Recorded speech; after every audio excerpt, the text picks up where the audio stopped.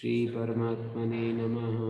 ओम श्री गुरुभ्यो नमः। ओम मातृशक्तये नमः।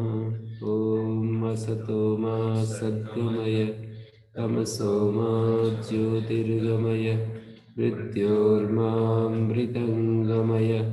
ओम शांति शांति शांति। उपनिषद कक्षा 115 तैत्तरीय उपनिषद की ये दूसरी कक्षा है। कल हमने दूसरे अनुवाक में महासंहिता की बात देखी थी।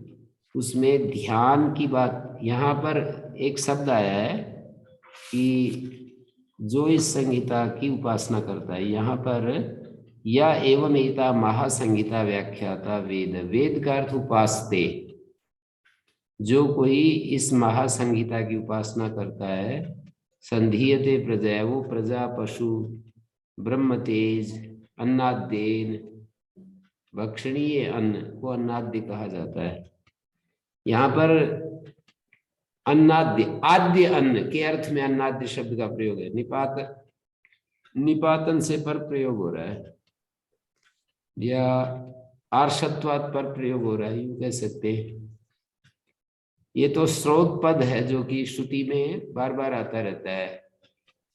हवन मंत्रों में भी आया है, अयंते महात्मा जात वेदस्ते नित्य स्वर्गश्चेद वर्धय चास्मान प्रजया पशु भी ब्रह्म वर्चसे नन्नाद्ये। प्रजया पशु भी ब्रह्म वर्चसे नन्नाद्ये, ये बिल्कुल सारे शब्द वहीं पर आए। अन्नाद्य शब्द का ही प्रयोग होता है, आद्य अन्न का प्रयोग नहीं कर रहे। तो अन्नाद्य में दो शब्द है ना, अन्न और आद्य। आद्य अद धातु से ण्यत् प्रत्यय है कर्म कारक में। तो आद्य का अर्थ होता है खाने योग्य, भक्षण करने योग्य। कुछ अन्न ऐसे होते हैं जो भक्षा भक्ष के विषय होते हैं। तो आद्य अन्न मानी भक्ष्य अन्न। आद्येन अन्नेन, भक्षणीय अन्न के साथ युक्त हो जाता है। स्वर्गेण लोकेन, और कुल मिलाकर के स्वर्गलोक के साथ युक्त हो जाता है। जो ऐसा ऐसा करता है, इन महासंहिताओं की उपासना करता है। वेद का अर्थ उपासते क्यों किया कि आगे इति प्राचीन योग्य उपास्व, ऐसा आगे एक मंत्र में आएगा।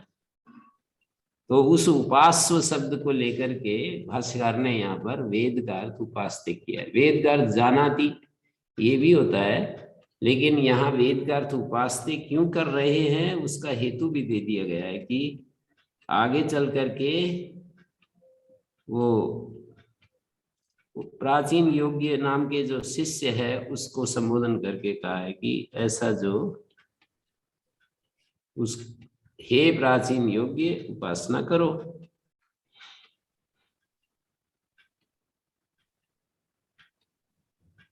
उपासना विधे, वेदन मात्र से पृथ्वी पूर्व रूपम और देव उत्तर रूपम इत्यादि जो है, केवल ज्ञान मात्र से यहाँ पर हमें फल नहीं मिलेगा। ये सारे जो फल है तो उपासना से फल मिलेंगे। उपासना का मतलब ये होता है कि यथा शास्त्रम तुल्य प्रत्यय संतति असंकीर्णा अतत प्रत्यय, दूसरे प्रत्ययों से, दूसरे वृत्तियों से जो असंकीर्ण है, शास्त्रोक्त आलम्बन विषय से, शास्त्रोक्त आलम्बन विषय वाली उपासना होती है। तो भाष्यकार ने जो शैली अपनाई है यहाँ पर, एक दृष्टि करने की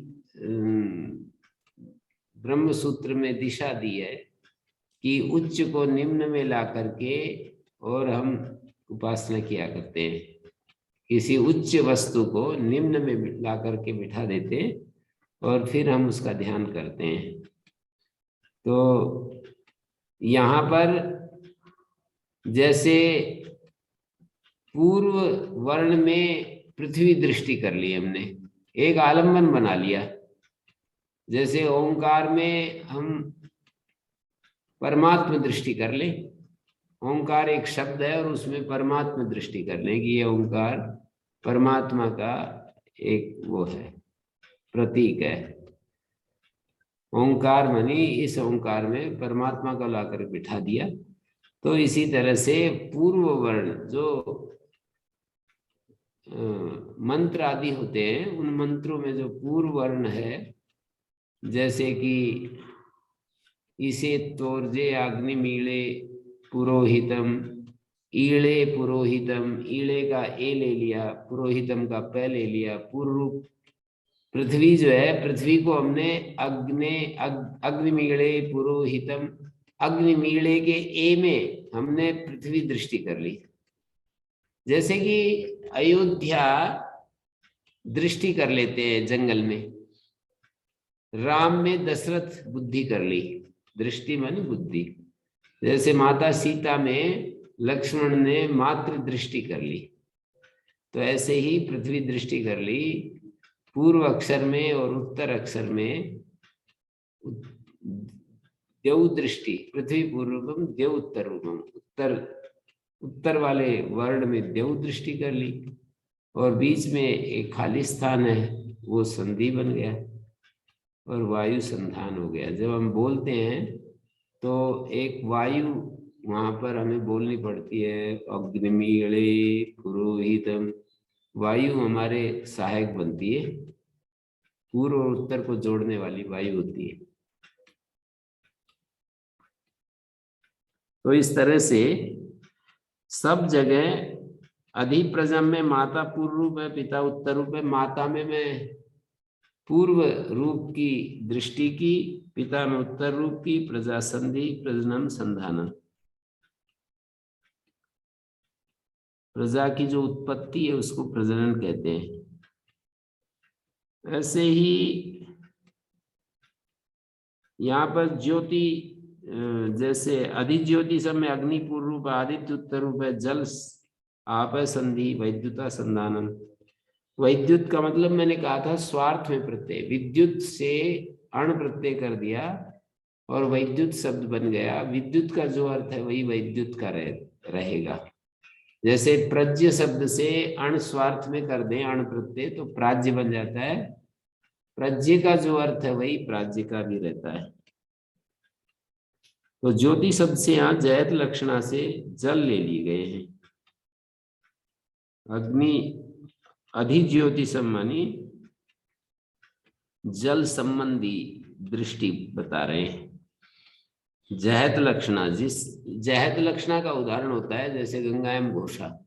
कोई ये कहे गंगा में मेरी झोपड़ी है, तो यहाँ जहल लक्षणा से गंगा का अर्थ गंगा तीर ले लिया जाता है। गंगा जल प्रवाह का नाम है, जल प्रवाह तो छोड़ देते हैं और तीर अर्थ ले लेते हैं। अजहत लक्षणा श्रोणो धावती उदाहरण है। जैसे लाल कलर का दौड़ रहा है, लाल कलर वाला दौड़ रहा है।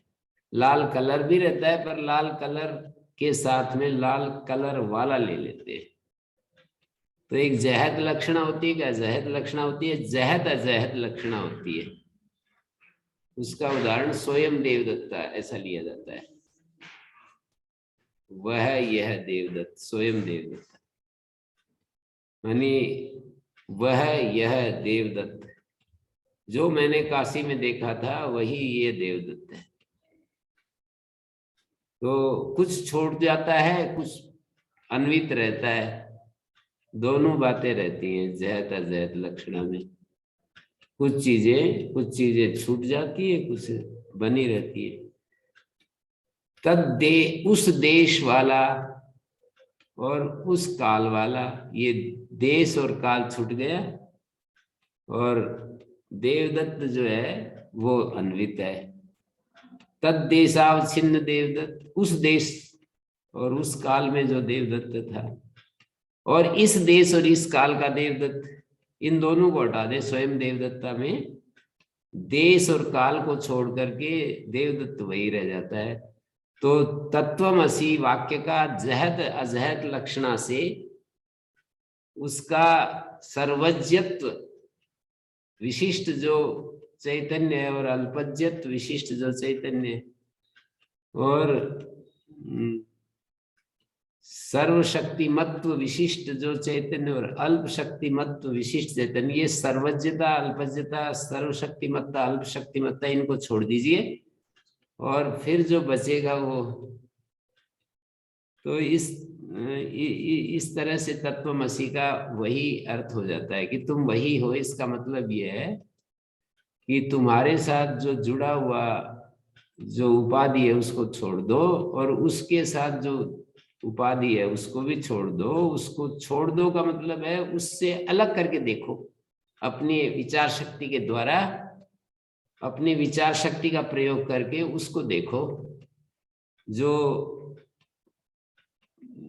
तुम्हारी उपाधि, तुम जो उपाधि से युक्त हो, उस उपाधि में जो अनुस्यूत है, और उधर जो सर्वज्ञ उपाधि से युक्त जो चैतन्य है, अल्पज्ञ उपाधि से युक्त जो चैतन्य है, चैतन्य दोनों जगह एक ही है, चैतन्य में अंतर नहीं है। स्वरूप चैतन्य में, चैतन्य दो तरह का होता है ना, एक स्वरूप चैतन्य और एक जो विषय और इंद्रिय के संयोग से जिस चैतन्य में एक ज्ञान का जन्म होता है, जिस चैतन्य में एक ज्ञान उत्पन्न होता है, वो जन्य ज्ञान तो एक नहीं हो सकता है। जन्य ज्ञान तो अलग अलग ही है, एक जगह अल्पज्ञता है, दूसरी जगह सर्वज्ञता है, तो ये जन्य ज्ञान में तो भेद ही रहेगा। लेकिन जो अजन्य ज्ञान है, ज्ञान, चैतन्य और ज्ञान तो एक ही चीज है। ज्ञान का प्रयोग अजन्य ज्ञान के लिए भी होता है और ज्ञान का प्रयोग जन्य ज्ञान के लिए भी होता है। हम ऐतरेय उपनिषद पढ़ेंगे तो उसके 3रे अध्याय में बड़ा सुंदर विवेचन आता है कि कोयम आत्मा यम उपासमहे, ये कौन सा आत्मा है जिसकी हम उपासना कर रहे हैं, जिसके द्वारा रूप देखे जाते हैं, जिसके द्वारा शब्द सुने जाते हैं, जिसके द्वारा ये किया जाता है, या जो रूप देखने वाला, मतलब जिसके द्वारा या जो देखने वाला उपलब्धि साधन भी आत्मा है और उपलब्धा भी आत्मा है। इन दोनों आत्माओं में किस आत्मा की उपासना कर रहे हैं हम? उपलब्ध करने वाला भी आत्मा है, उपलब्धि का साधन भी आत्मा है, हम किस आत्मा की उपासना कर रहे हैं? तो वहां पर निर्णय ये दिया कि उपलब्ध आत्मा की उपासना कर रहे हैं, जो उपलब्धि का साधन आत्मा है, जो प्राण से जुड़ा हुआ है, जो हमारी करण से जुड़ी हुई शक्ति है, उसकी उपासना नहीं कर रहे हैं हम। करण जिसके द्वारा, जिसकी शक्ति पाकर करण में करणत्व आता है, जिसकी शक्ति से जो हमारे आंख, नाक, कान आदि इंद्रियां शक्तिमान होते हैं, जानने में सक्षम होते हैं, सुनने में सक्षम होते हैं, देखने में सक्षम होते हैं, उस उपलब्ध आत्मा की उपासना कर रहे हैं। ये सारी उपनिषदों में ये चर्चा ओतप्रोत है। मानी एक आत्मा उपलब्ध है, दूसरा आत्मा वो भी है जो उपलब्धि का साधन है। उपलब्धि मानी ज्ञान का साधन बना रहता है। तो यहाँ ये सब बातें हमें अपनी बुद्धि में बिठानी है।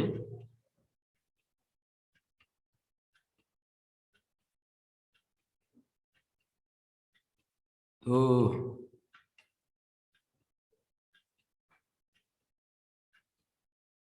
यहाँ देखिए,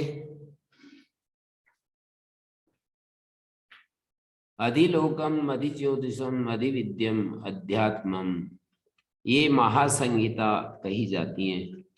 सैनव यशा सैनव ब्रह्मवर्चसम, हमारा यश शिष्य और आचार्य का 9 द्विवचन में होता है। ये हम दोनों का यश फैले, हम दोनों का ब्रह्म तेज खूब बढ़े, प्रार्थना की जा रही है। और संहिता अर्थात है, अब इसके पश्चात संहिता की उपनिषद की व्याख्या करेंगे। 5 अधिकरणों में है ये।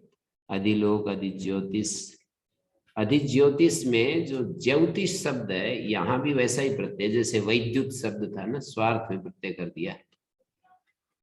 स्वार्थ का मतलब प्रकृति के अर्थ में, प्रकृति का जो अर्थ है वही इसका अर्थ है।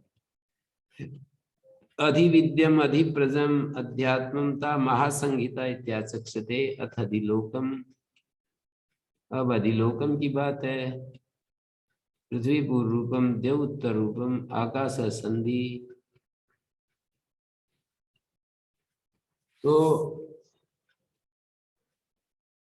भाष्यकार की दृष्टि मैंने दे दी है, और कोई दृष्टि किसी के समझ में आए तो उससे भी अपने चित्त का संस्कार किया जा सकता है। भाष्यकार तो है सब ब्रह्म है। हाँ, उसका भी मतलब देखने वाला भी ब्रह्म, देखने वाला भी ब्रह्म, दिखाने वाला भी ब्रह्म। तो अभी मैं आगे बढ़ता हूं। अगला जो चतुर्थ अनुवाक पर मैं आ गया हूं, और ये बहुत ही मुझे प्रिय है। इसमें दो कामनाएं की गई हैं, मेधा काम और श्री काम। मेधा की कामना वाले लोग ब्रह्मचारी होते हैं, श्री कामना वाले गृहस्थी होते हैं। दोनों का यहाँ पर संदेश दे दिया गया है। यस छंदसाम ऋषभो विश्वरूपः छंदोभ्योध्यमृतात् संबभूव समेन्द्रो मेधया स्पृणोतु अमृतस्य देवधारणो भूयासं शरीरं मे विचर्षणं जिह्वा मे मधुमत्तमा कर्णाभ्यां भूरिविश्रुवम् ब्रह्मणा कोशोऽसि मेधया पिहिता श्रुतं मे गोपाय आवहन्ति वितन्वाना। ये एक मंत्र है। इसी तरह से फिर आगे कुर्वाणा चीरमात्मना वासांसि मम गावश्च अन्नपाने च सर्वदा ततो मे श्रियमावह लोमशां पशुभिः स्वाहा आमायन्तु ब्रह्मचारिणः स्वाहा विमायन्तु ब्रह्मचारिणः स्वाहा प्रमायन्तु ब्रह्मचारिणः स्वाहा दमायन्तु ब्रह्मचारिणः स्वाहा शमायन्तु ब्रह्मचारिणः स्वाहा यशो जने असानि स्वाहा श्रेयान्वस्य सोसानि स्वाहा तन्त्वा भग प्रविशानि स्वाहा समा भग प्रविश स्वाहा तस्मिन् सहस्रशाखे निबधाहं त्वयि मृजे स्वाहा यथा प्रवतायन्ति यथा मासा अहर्जरम् एवं मां ब्रह्मचारिण धातरायन्तु सर्वतः स्वाहा प्रतिवेशोऽसि प्रमाभाहि प्रमापद्यस्व। ये 3 मंत्र है यहाँ पर, और ये चतुर्थ अनुवाक में ये कहा गया यस छंदसाम ऋषभो विश्वरूपा। मेधा काम और श्री काम, उनकी प्राप्ति का साधन जप और होम का विधान है। श्री काम के लिए होम है और मेधा काम के लिए जप है। यस छंदोभ्याधियमृतात् संभूव स मे इंद्रो मेधया स्पृणोतु ततो मे श्रियमावह। मेधा से युक्त करे, इंद्र मुझे मेधा से युक्त करे, ये मेधा कामना है। और ततो में उसके पश्चात मेरे लिए श्री प्राप्त कराओ, तो ये श्री कामना है। यस छंदसाम वेदानाम, छंदसाम का मतलब वेदों में ऋषभ इव ऋषभा प्राधान्यात, ये ओंकार को कह रहे हैं कि वेदों में जो ऋषभ की तरह, जैसे गायों में सांड होता है अलग ही दिखता है एकदम से, हजारों गायें होती हैं पर एक सांड यदि बीच में आ जाए तो ये जो हमारे परंपरागत शैली में जो सांड होते थे, आज भी होते हैं, वो बड़े एकदम से ऐसे लगते हैं, बिल्कुल हाथी की तरह लगते हैं, गायों में हाथी जैसे। तो यहाँ पर उपमा दी है कि यस छंदसाम, वेदों में जो ऋषभ के समान विश्व रूप है, सर्व रूप है, ये जो ओंकार है ये ऋषभ की तरह है, गायों में ऋषभ की तरह। ये तो अध्ययन करके हम समझेंगे, क्योंकि ऋषभ सांड को कहते हैं। तो गायों में जैसे सांड अलग थलग दिखाई देता है, ऐसे वेदों में, वेद तो गाय स्थानीय हो गए और ऋषभ हो गया सांड स्थानीय, मतलब ऋषभ हो गया ओंकार, और उधर गायें हैं, उधर ऋषभ है, उधर वेद है, उधर ओंकार है। तुलना करके देख लीजिए। तो छंदसाम वेदानाम ऋषभ है ऋषभ विश्व रूप मनी सर्वरूप सर्ववाग व्याप्ते, सारी वाणी को व्याप्त किए हुए है। पिछले वाले उपनिषद में भी हमने मांडूक्य उपनिषद में देखा था कि यथा, छांदोग्य उपनिषद का एक वचन है, यथा शंकुना सर्वाणी पर्णानि संतृणानि तथैव ओंकारेण सर्ववाक् संतृणा। शंकुना जो रेखाएं, पत्ते के ऊपर जो रेखाएं खींची रहती हैं उसको शंकु कहते हैं। तो यथा शंकुना सर्वाणी पर्णानि संतृणानि, वो जो पत्ते होते हैं उनके ऊपर जो एक वो होती है ना, एक एक जो लकीर सी खींची रहती हैं, उसको शंकु कहते हैं। जो शंकु से जैसे सारे पत्ते बिंधे हुए हैं, वैसे ही ओंकार के द्वारा संपूर्ण वाक संतृण है। ओंकार संपूर्ण वाक में ओतप्रोत है। ऐसे कैसे?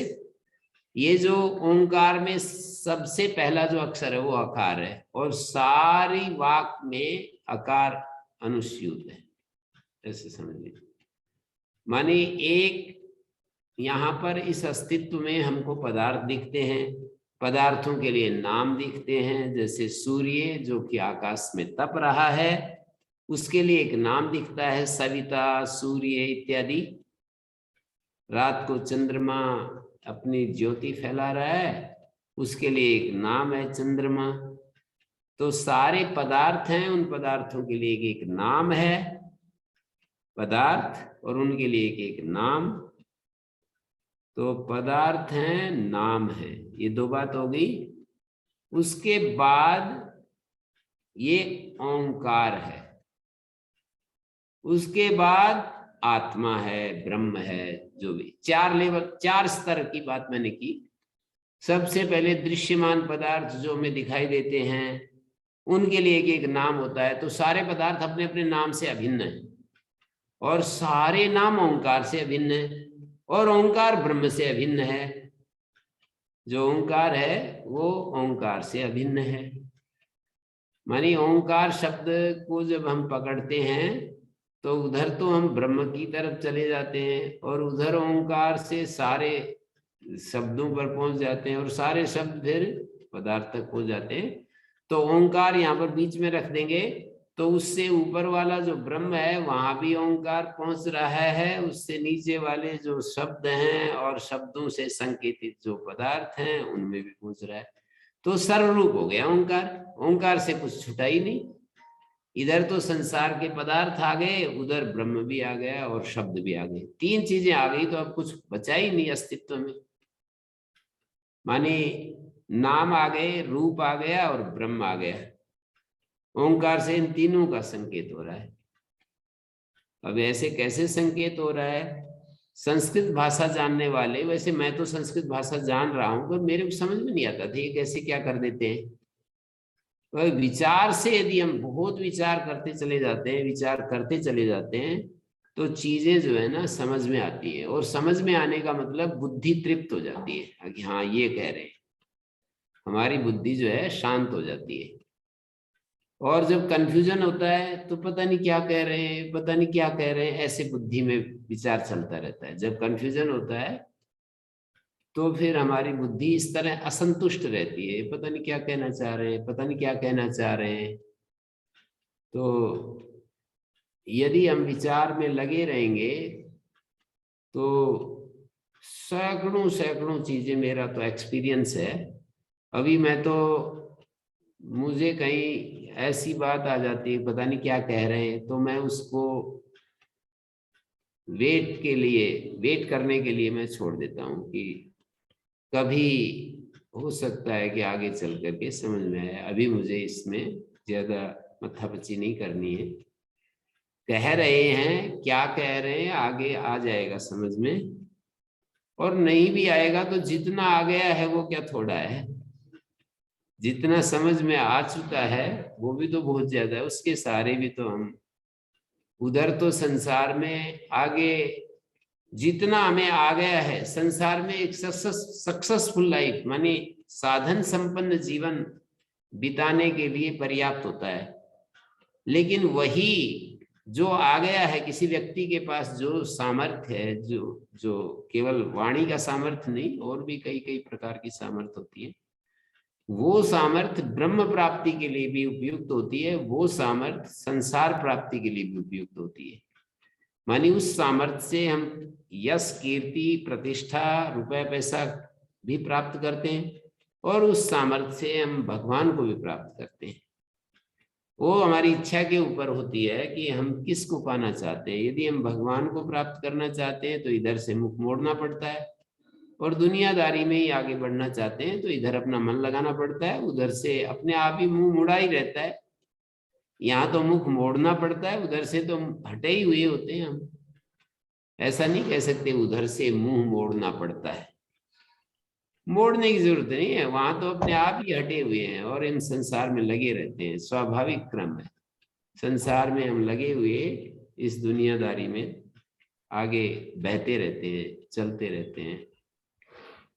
तो हमारे को ये जो मैंने ओंकार शब्द की मांडूक्योपनिषद इसी की तो व्याख्या है कि ओम इत्येतदक्षरम इदं सर्वं तस्य उपव्याख्यानं भूतं भवत् भविष्यति सर्वम् ओंकार एव यत् कालातीतं तदपि ओंकार एव। तो फिर आगे का सर्वम एतद् ब्रह्म अयम आत्मा ब्रह्म स्वयं आत्मा चतुष्पाद। सर्वम एतद् ब्रह्म अयम आत्मा ब्रह्म, ये आत्मा भी ब्रह्म है।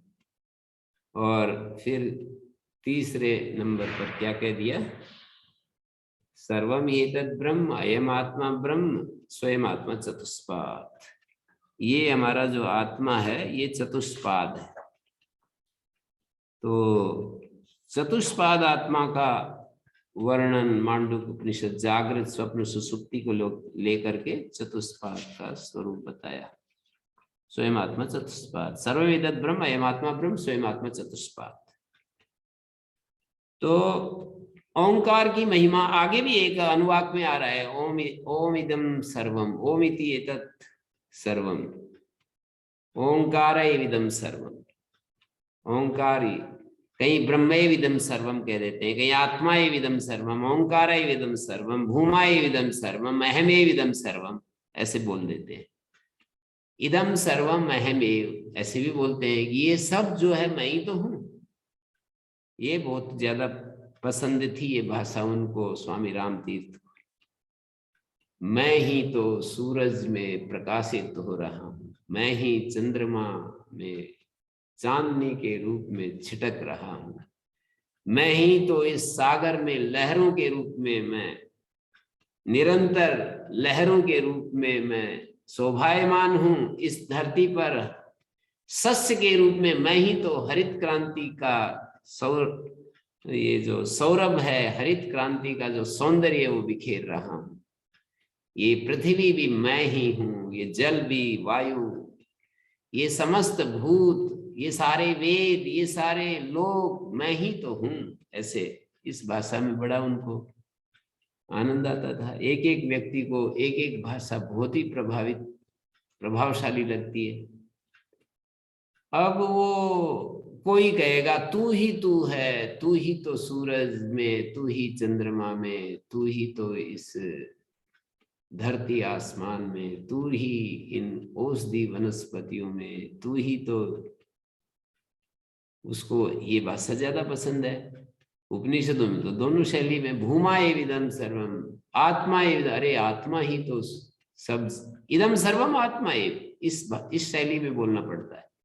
ये सब आत्मा ही है, ये सब भूमा ही, ये सब मैं ही हूं। यहाँ अहंकार वाला मैं नहीं लिया गया है।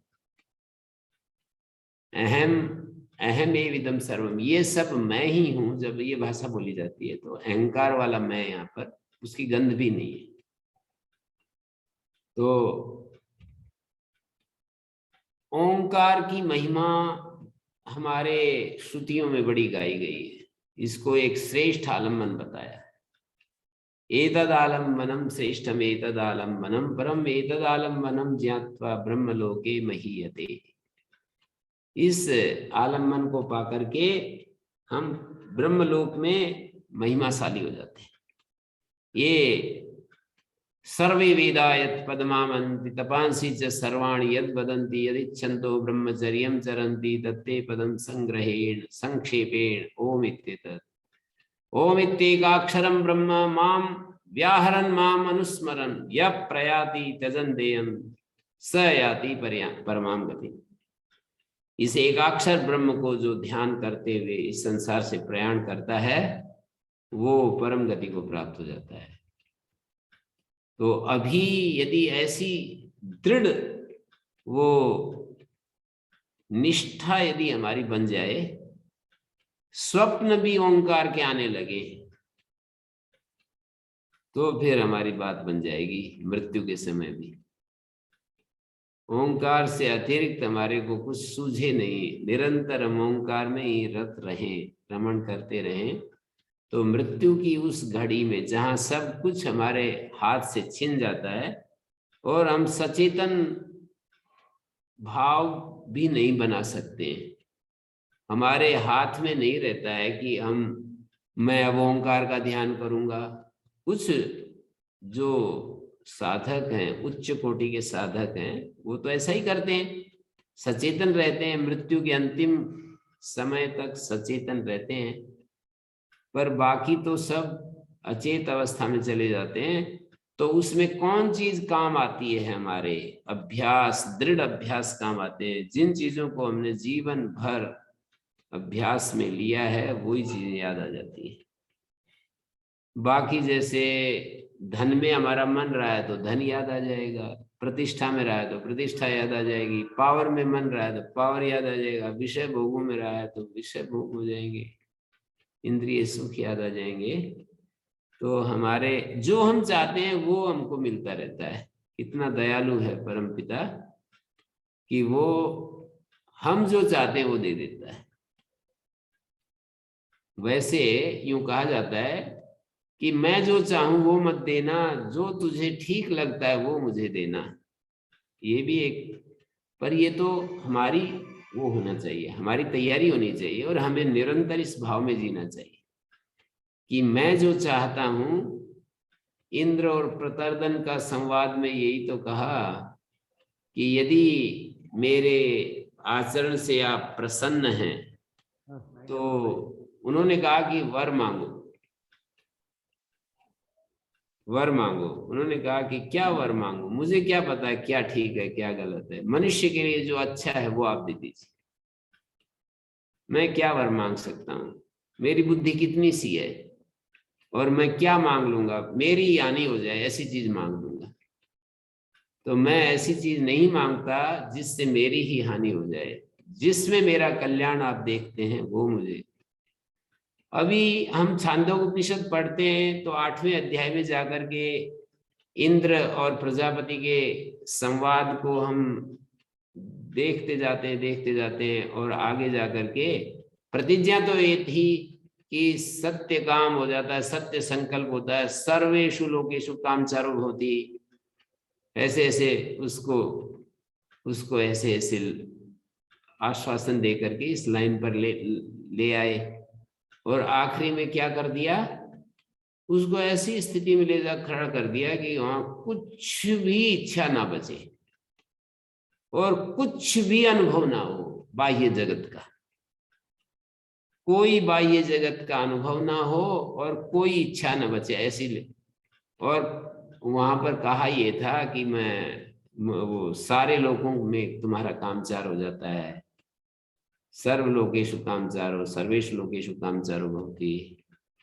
और वहां आश्वासन ये दिया था कि सत्य काम हो जाते हो, सत्य संकल्प हो जाते हो, संकल्प मात्र से तुम्हारी इच्छा की पूर्ति हो जाती है सब।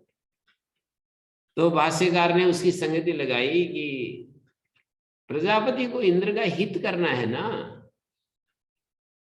प्रजापति इंद्र का हित इस बात में नहीं देख रहे हैं कि उसकी एक एक कामना पूरी करते चले जाएं, पूरी कर जाएं। वो तो ऐसा चाहते हैं कि इसकी कामना ही ना बचे, और जिसकी कामना ही नहीं बची उसकी कामनाएं सारी पूरी हो गई, इसमें क्या शक है। मेरी ऐसी मन स्थिति हो जाए कि मुझे प्रधानमंत्री के जो ऐश्वर्य है, प्रधानमंत्री का जो सुख है, उसमें तनिक सा भी आकर्षण न दिखाई दे, एक सुई के नोक बराबर भी। प्रतिष्ठा, यश, कीर्ति, रुपया, पैसा, इंद्रिय सुख, बड़े बड़े दिव्य भोग, कहीं पर भी मेरा मन ना टिके एक क्षण के लिए भी, एक क्षण के लिए भी। क्षण तो बहुत छोटा सा परिमाण है, काल का सबसे लघुतम जो है परिमाण है। तो एक क्षण के लिए भी मेरा मन कहीं ना टिके, कहीं ना लगे, फिर और क्या चाहिए। मनुष्य की ऐसे मन स्थिति यदि बन जाए, और क्या चाहिए।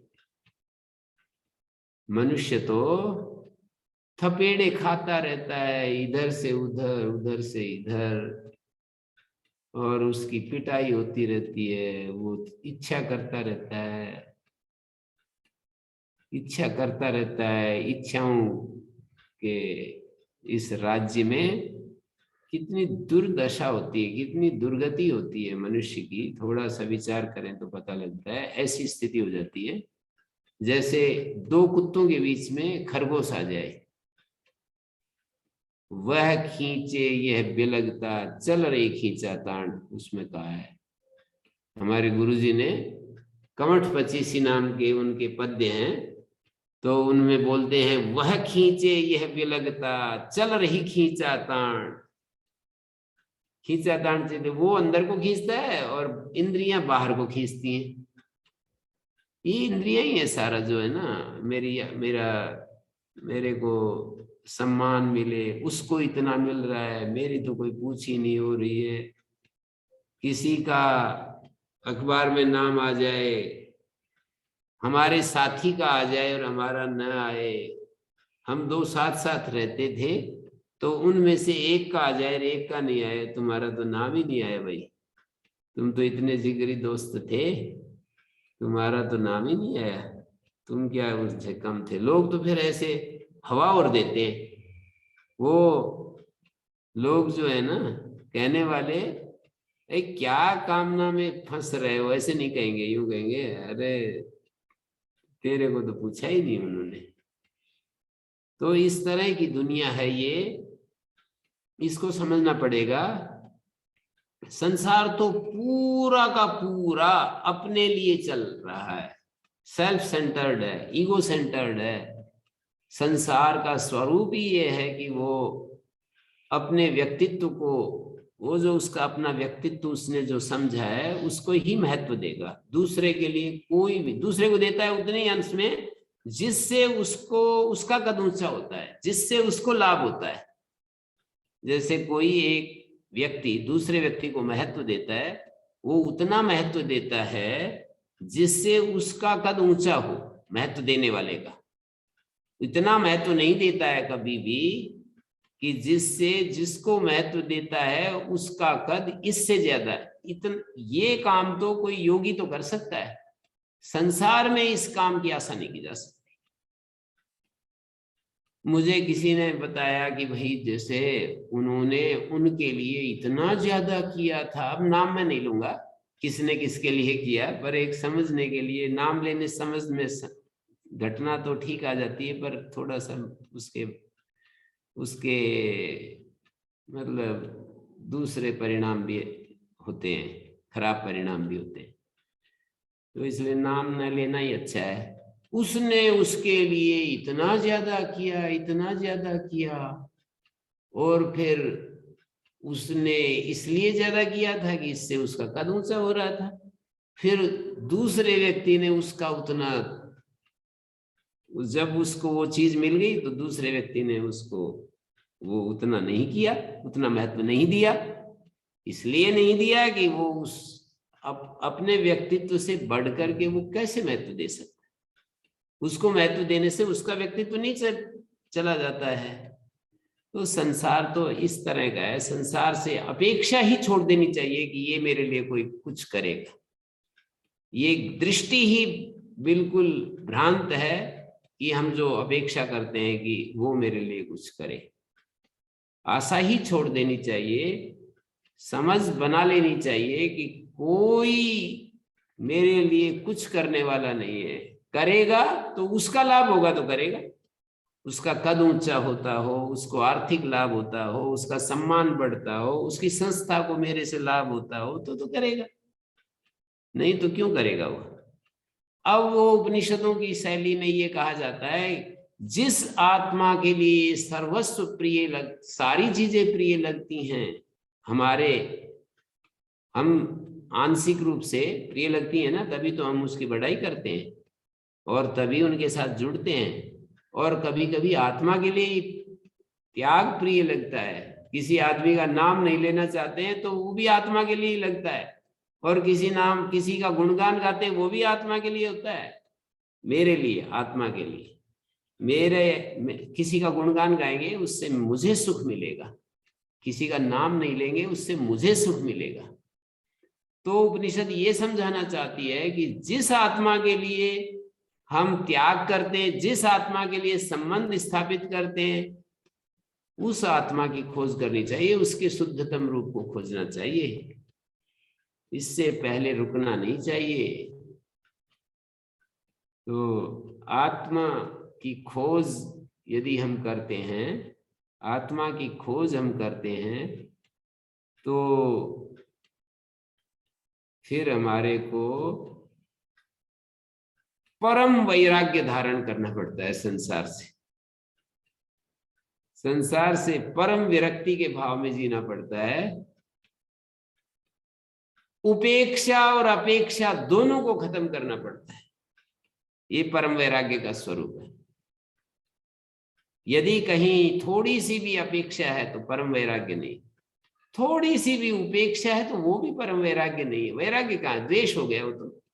यदि हम उपेक्षा करते, वैराग्य में द्वेष नहीं होता, वैराग्य में राग भी नहीं होता है। राग और द्वेष, अपेक्षा करते हैं तो राग होता है, उपेक्षा करते हैं तो द्वेष होता है। उपेक्षा अपेक्षा से रहित वैराग्य की स्थिति होती है।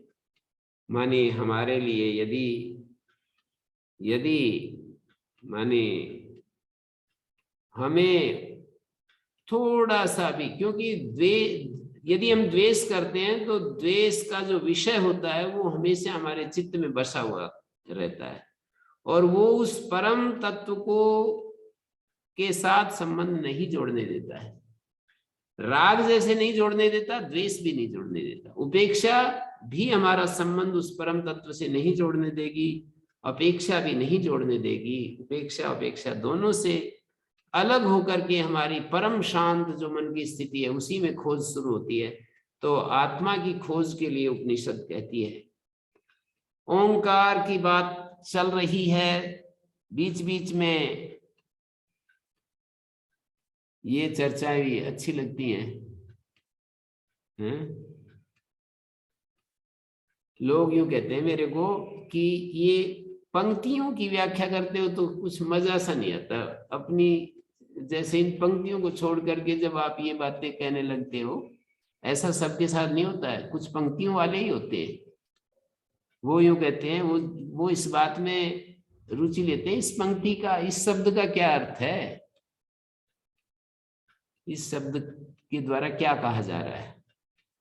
हमारे संस्कार, हमारी इच्छाएं, हमारा टारगेट, हमारा लक्ष्य, हमारी रुचि, हमारा सामर्थ्य, प्रकृति सब अलग अलग चल रही है उसके अनुसार। छंदोभ्याध्यम हृदय, ये बहुत ही अच्छा है और आपको भी अच्छा लगेगा।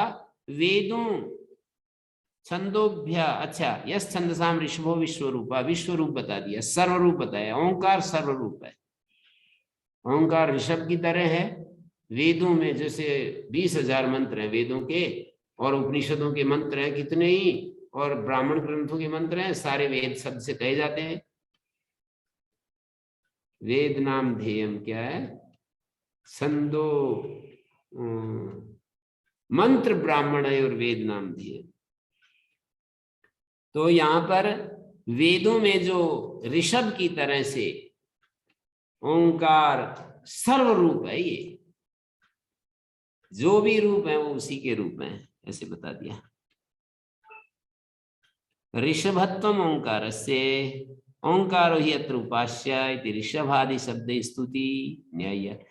ऋषभ आदि शब्द से ओंकार की स्तुति कर रहे हैं, ओंकार यहाँ उपास्य बनाया है। छंदोभ्य मानी देवे वेदेभ्य, वेदा अमृतम, वेद जो है वो अमृत हैं। वेदेभ्य तस्मात् अमृतात् अधिसंबभूव। ये ओंकार जो है ना, वेदों से अमृत निकला और अमृत से ये जो है अमृत क्या है? छंदोभ्य वेदेभ्य वेदा ही अमृतम। यहाँ समानाधिकरण है। छंदोभ्य अधिमृतात्, विभक्ति अलग हो रही है, एक जगह बहुवचन है, एक जगह एक वचन है, लेकिन फिर भी एक एक छंद के साथ, एक एक मंत्र के साथ अमृत को जोड़ करके हम संगति लगा लेंगे। छंदोभ्यामृतात्, छंद जो अमृत हैं, वेद जो अमृत हैं। छंदोभ्या वेदेभ्या वेदा ही अमृतम तस्माद अमृतात् अधिसंबभूव। उस अमृत से ये उत्पन्न हुआ है, प्रकट हुआ है। अमृत, वेदों को अमृत कह दिया और उस अमृत से ये ओंकार प्रकट हुआ है। वेदेभ्या अमृतम संभव है। लोक देव वेद व्याहृतिभ्या सारिष्ठम जिगृक्षो प्रजापते तपस्यता ओंकारा सारिष्ठत्वेन प्रत्यभादित्यर्थ। हमारे छांदोग उपनिषद में, बृहदारण्यक में, इनमें एक शैली बताई। कैसे कैसे बताया? प्रजापति लोकान अभ्यतपत, प्रजा छांदोग उपनिषद में आता है, दूसरे अध्याय के 23वें खंड में दूसरे मंत्र में, प्रजापति लोकान अभ्यतपत, प्रजापति ने लोगों को जाना। तप किया का मतलब है जाना, जानना रूप तप है। यस्य ज्ञानमयम तप तेभ्यो अभितप्तेभ्य, उनको जब समझने लगा प्रजापति, त्रयी विद्या संप्रस्त्रावत, त्रयी विद्या चू पड़ी वेदों से, त्रयी विद्या, ताभ्यः तपस ताम अभ्यतपत, उस त्रयी विद्या को और ज्यादा विचार किया।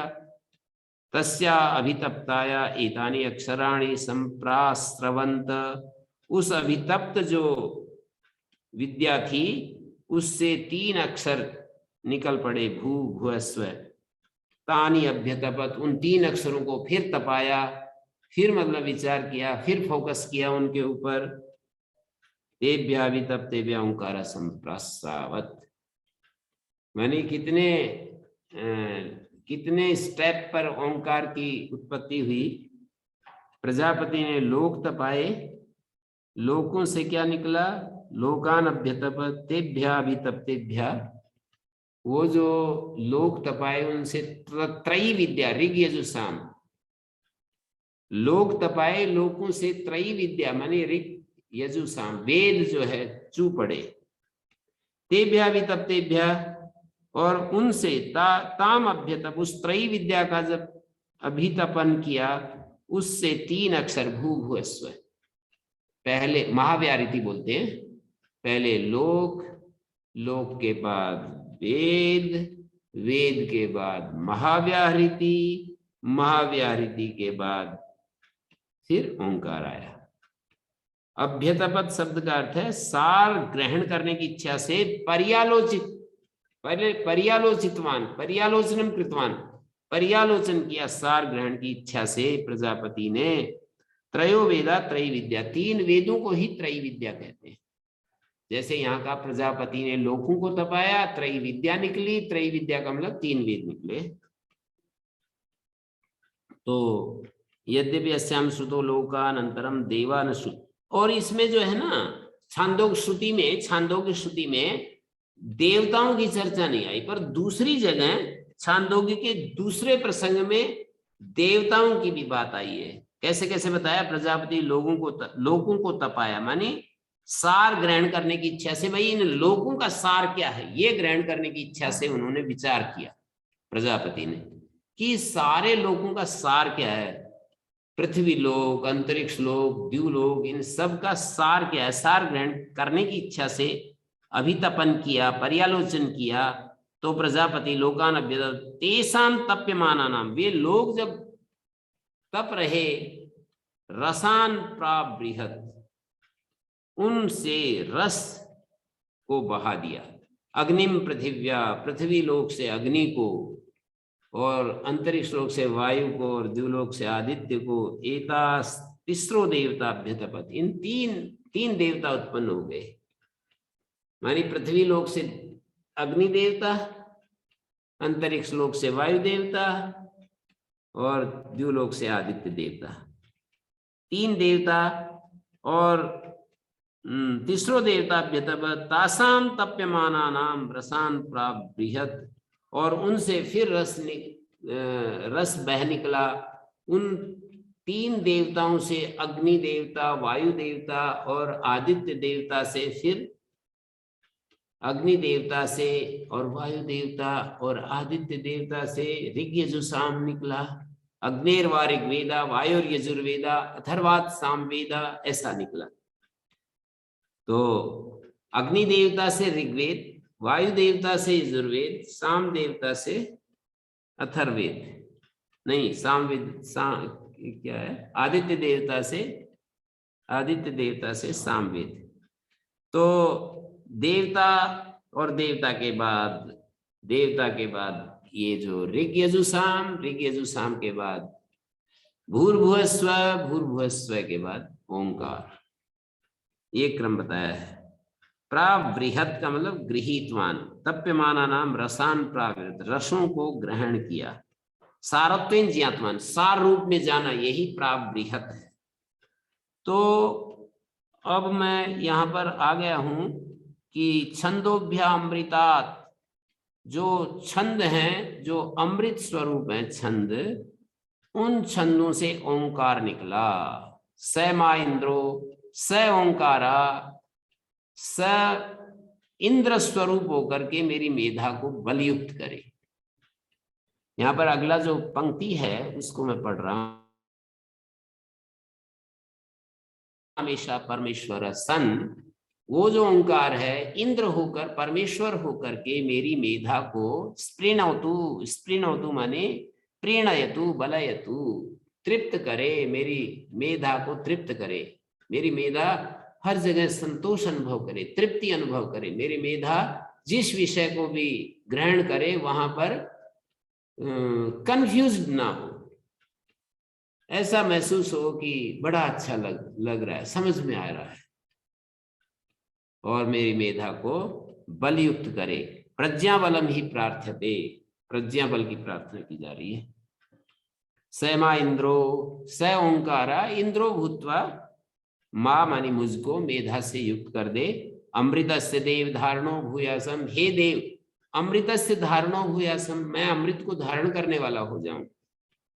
हे देव, हे ओंकार देव, हे परमेश्वर देव। ओंकार और परमेश्वर एक ही हो गए ना। यहाँ पर पहले मंत्र में कहा स मा इंद्रो, मानी वह ओंकार इंद्र होकर, परमेश्वर होकर मेरी मेधा को। अब आगे कह रहे हैं कि नहीं नित्यस्य ओंकारस्य अंजसा उत्पत्ति अवकल्प्यते, नित्य ओंकार से एक झटके में उत्पत्ति नहीं होती है। स एवं भूता ओंकारा इंद्रा सर्व कामेशः, सब कामनाओं का जो स्वामी है परमेश्वर, मेरे को प्रज्ञा से युक्त करे। प्रज्ञा बलम प्रार्थते। अमृतस्य, अमृतत्व हेतु भूतस्य ब्रह्म ज्ञानस्य तद अधिकारात्, अमृत का, अमृतत्व का हेतुभूत जो ब्रह्म ज्ञान है। हे देव धारणो धारयिता भूयासम भवेयम, मैं अमृत का धारण करने वाला हो जाऊं। मैं जो है अमृतत्व का धारण करने वाला हो जाऊं। और शरीरम में विचर्षणम विचक्षणम योग्य, मेरा शरीर योग्य हो जाए। शरीर को भी ठीक रखने का संदेश दिया जा रहा है श्रुति के द्वारा। शरीरम में विचर्षणम, साधन धाम शरीर, शरीरम में विचर्षणम, ये शरीर साधन धाम है।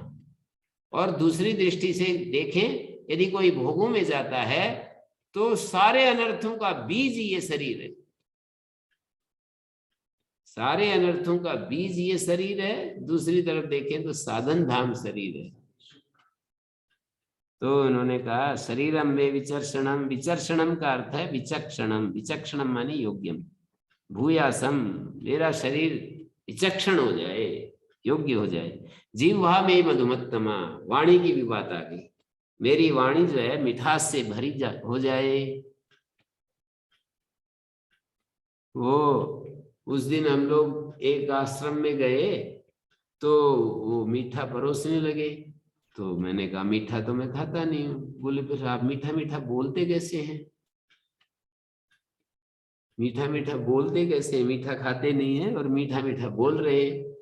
तो जिह्वा में मधुमत्तमा, ये तो मैंने कहा श्रुति का आशीर्वाद है। जिह्वा में मधुमत्तमा, जिह्वा हमारी मिठास से भरी है। कर्णाभ्याम भूरि विश्वम, कानों से हम खूब अच्छा अच्छा सुनते चले जाएं।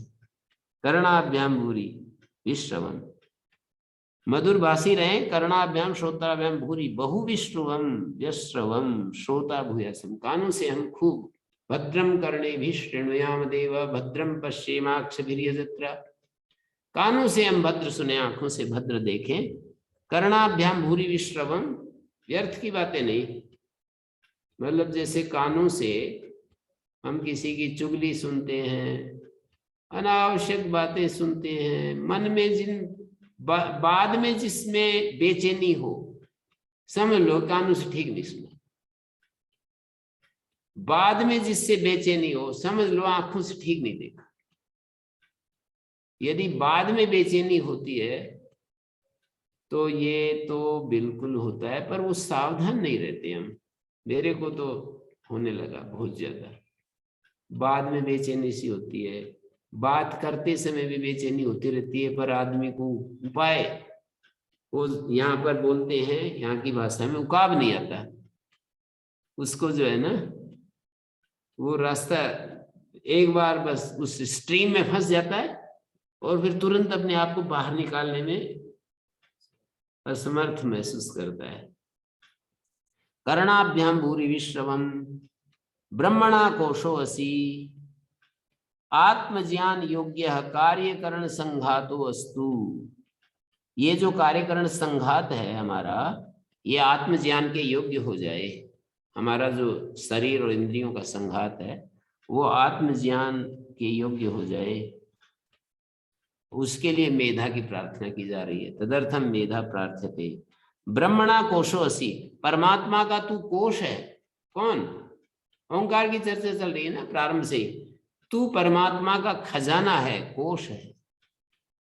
मेधया पिहिता, जैसे एक म्यान होती है ना, उसके अंदर तलवार रहती है, इस तरह से ओंकार तुझ में परमात्मा भीतर बैठा हुआ है, परमात्मा का तू कोश है। त्वमि ब्रह्मणा प्रतीकम त्वयि ब्रह्म उपलभ्यते, तुम ब्रह्म के प्रतीक हो, तुम में ब्रह्म उपलब्ध होता है। मेधया पिता, मेधया पिहिता, लौकिक प्रज्ञा से ढका हुआ है।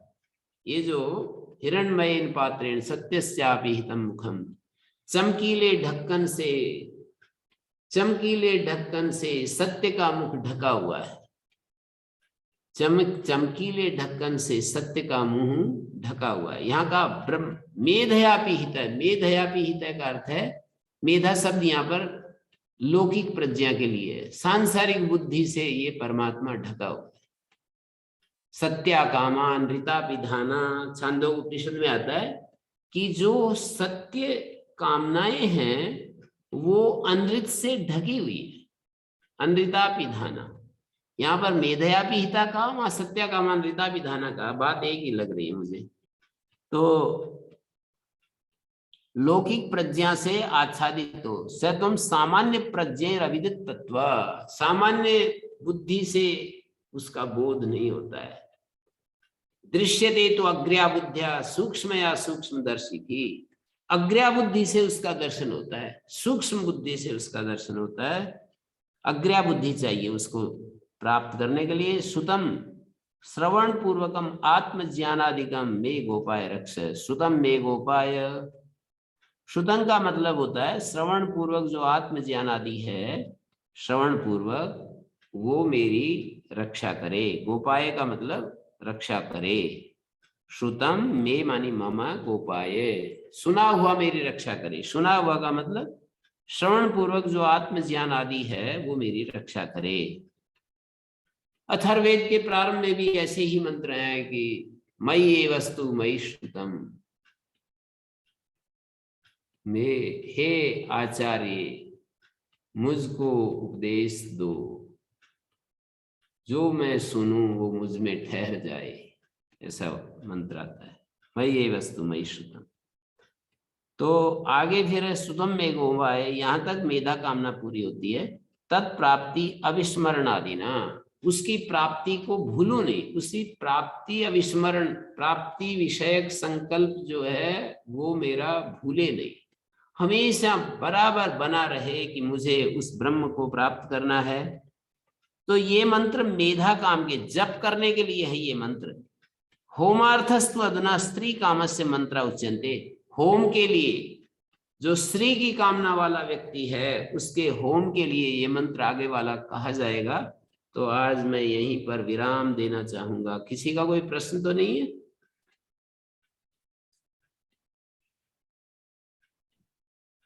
जी गुरुजी, नहीं अभी तो कोई भाई बहन वैसे तो ये तो विषय बहुत स्पष्ट था, इसमें ज्यादा कुछ पूछने की बात नहीं थी। ये तो केवल उसको करने का है, इसको इस विषय को पान करने की जरूरत है। क्या अंग्रेजी शब्द है? इम्बाइब, इम्बाइब करने की। भाई